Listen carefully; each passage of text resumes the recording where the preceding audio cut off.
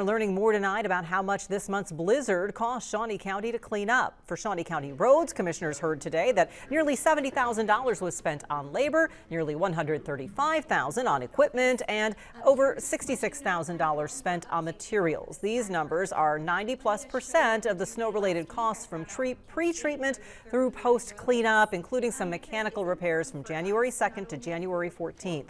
Directors also told commissioners how their departments responded to the snowstorm. Besides the fact that we lost one truck, we did have an accident, two minor accidents. One was our fault and one was a third-party responsibility. The Department of Corrections says one of the issues they ran into was a staffing shortage. If I do have a non-essential staff person that's, say, in court transport that can come in, I will make them essential so they can support staff if we run into a staffing emergency, because we end up having about 23 staff who could not make it. We have daily, or in each shift, close to 30 individuals that have to work on each shift, and about, I think, 10 to 15 on the juvenile side. And the big issue for the solid waste department was this. We only had one incident, and that was in an alley that we caught a wire. And the lesson learned that really no one thought about is when you're driving on 14 inches of snow, that raises your trucks up. And we snagged a cable, and that was our only incident in and around the city and county. So.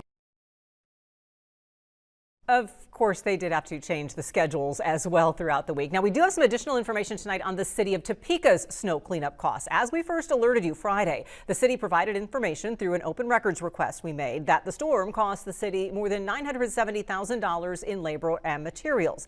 That included nearly 4,000 hours of labor, with $261,000 of the cost paid to a contractor. In a follow-up today, the city provided information to us that showed it used one contractor, Sunflower Paving, based out of Lawrence.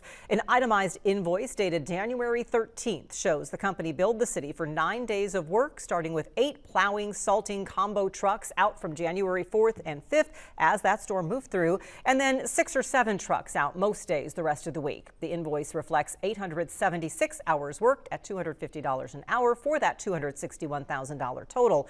Public Works will brief city council members on the storm cleanup at their meeting next week, Tuesday.